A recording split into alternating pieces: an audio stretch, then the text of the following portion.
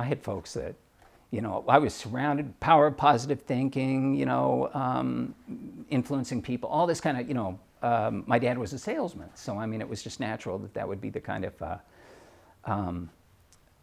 pervasive mentality in the household.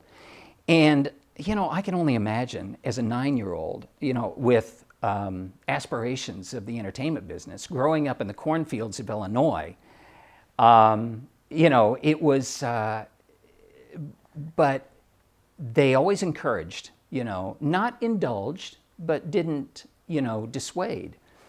And I'm lucky enough to have a moment, and I've got the black and white photograph of the moment and the letter of the moment, where I learned that the most people can say is no, so you got to go for it. And to make a very long story short, the only touch with show business that I would have from Central Illinois was an annual trip we made up to Milwaukee, Wisconsin for the home office meeting that my dad's company held every year, Northwestern Mutual Life up in Milwaukee.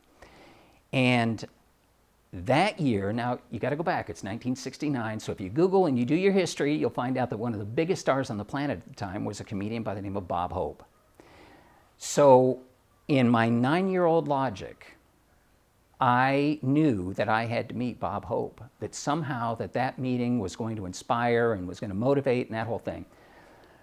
So I sat down and I wrote a letter to the president of Northwestern Mutual Life Insurance. Now, if my parents had been naysayers or, don't do that, or just out of embarrassment, but they didn't. And I sent the letter explaining that, my dad teaches us about goals and this is a goal I need to, achieve or something. I don't even have the original letter. But the letter that I do have is the letter that I got back from Francis E. Ferguson, the president of Northwestern Mutual Life Insurance, about 2 weeks later saying, I would be happy to help you meet your goal. It's going to be, the show is at Brewers Stadium, which you can imagine. I mean, it's a Major League Baseball stadium. It's huge. You and your dad be at second base and you'll meet Mr., and gave me the whole logistics. And sure enough, I mean, my dad's jaw just hit the ground.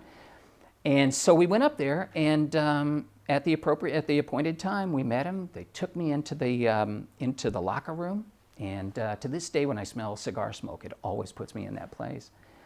And all hell breaks loose. All these cars start pulling up, boom, boom, boom, and all these arrangements. And out comes Bob Hope.